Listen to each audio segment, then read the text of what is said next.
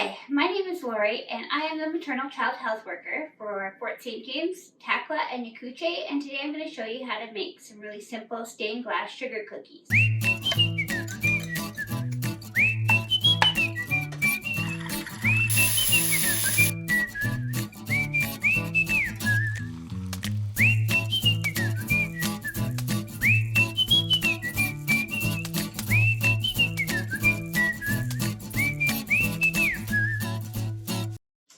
First, we're going to take 1 cup of butter and a cup of sugar, and we are going to mix it together until it's nice and light and creamy.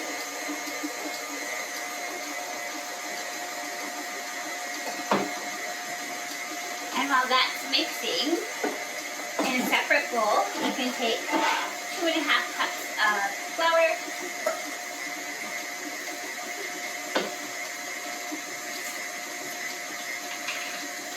1 teaspoon of baking powder,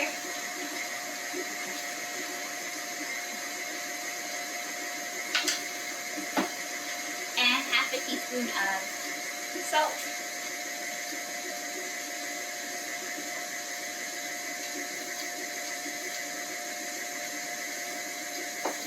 and you're just going to mix it together.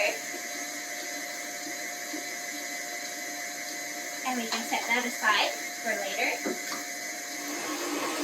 Once you've blended your butter and sugar together until it's nice and fluffy and well blended, so like somewhat that consistency,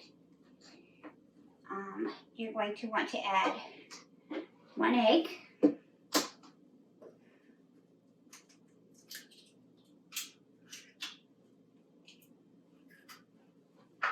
And a teaspoon of vanilla. Actually, 2 teaspoons of vanilla.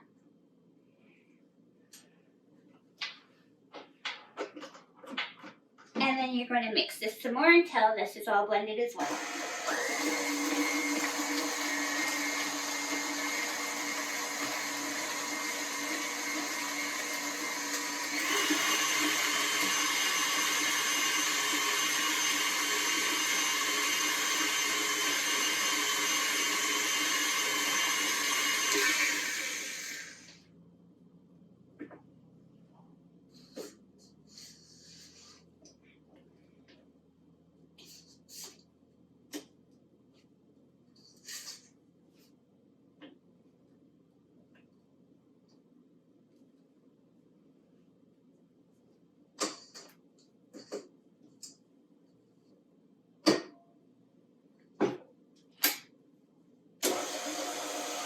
Once your mixture is blended and you scrape down the sides of the bowl,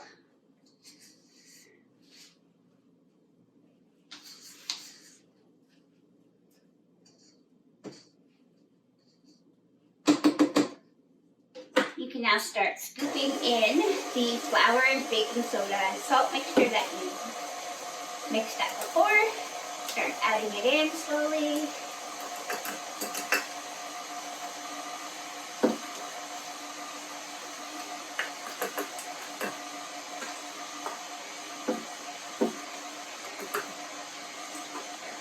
You don't want to mix your dough too quickly or for too long, because the longer you mix it, the less fluffy it will be.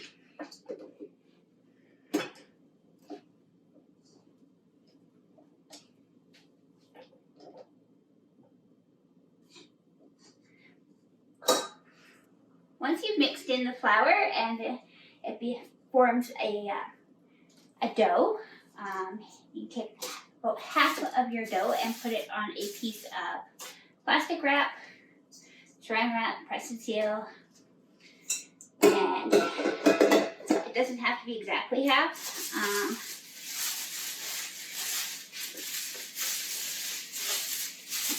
Put it together.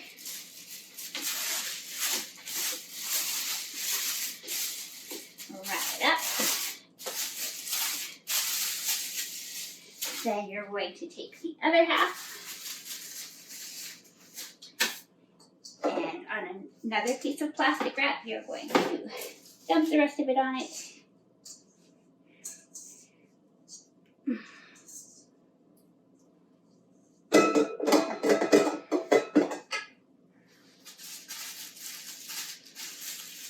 Squish that together as well.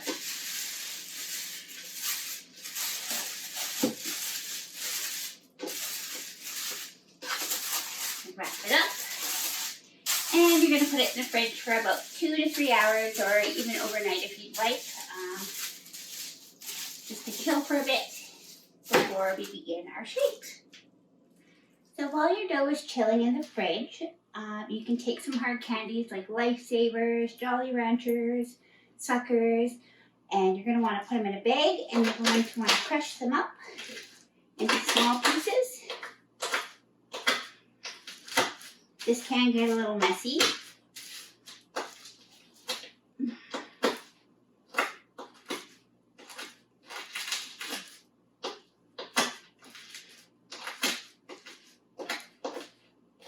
You could use a hammer or you could use a rolling pin, whatever you like. And once you have them crushed, you can pour them into a bowl and set those aside. Once your dough is chilled, you can put it on a lightly floured surface and roll it out. If it's too crumbly, you can add more butter to it.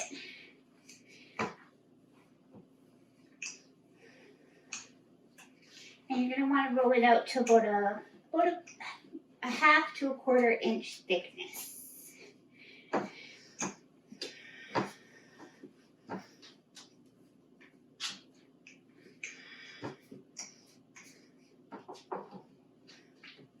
Once it's rolled out, you're going to want to take a large cookie cutter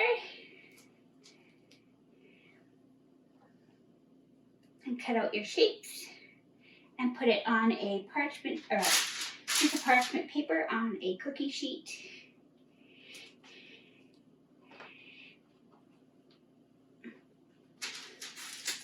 Once you've cut out all your big pieces, you can then take a smaller cookie cutter and just cut out the center. Once you've cut out all your shapes, you can take the crushed candy that you had prepared already and scoop a little bit into the center of each shape.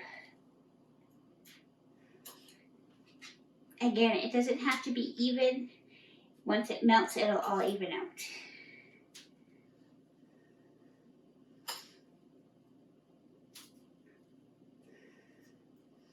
I'd say about a teaspoon of each, depending on the size of your cookies.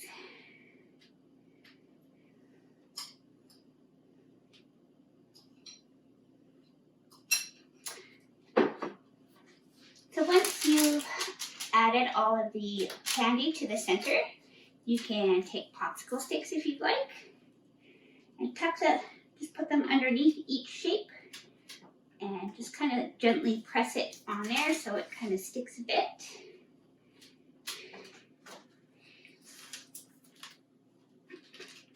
You don't have to put popsicle sticks on it. I just like the way they look on popsicle sticks.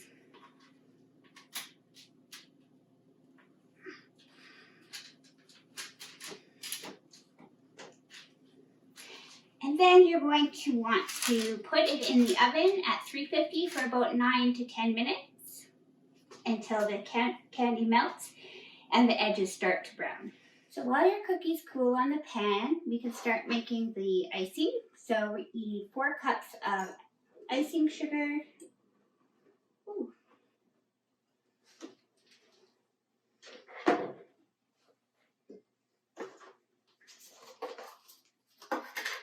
And a 1/4 cup of meringue powder. Whoa.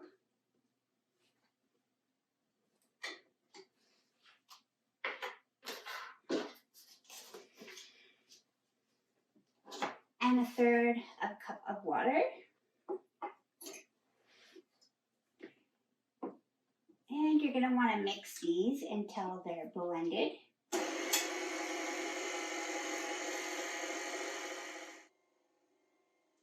Once you've blended your icing sugar and your meringue powder and the water, you're going to want to take 2 teaspoons of vanilla and add them to your mixture and let it mix a bit on medium for about another minute or 2.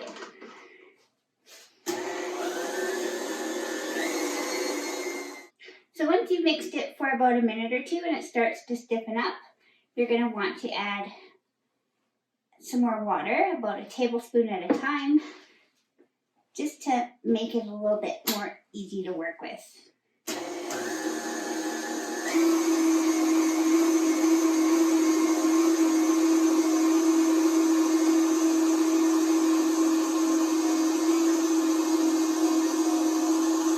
You're probably going to want to add about 3 or 4 tablespoons of water altogether.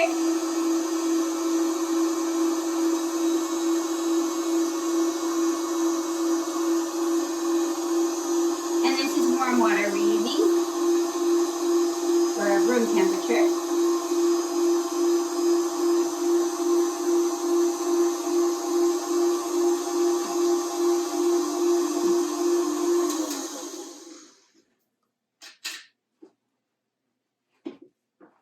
Once it starts to become a little bit more liquidy, as you can see here, that's probably the perfect texture to use. Once you have your icing to the right consistency, you can take a bit of food coloring and mix it up by hand.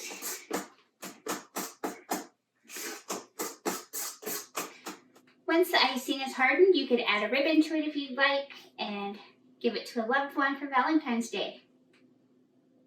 And there's your stained glass cookies.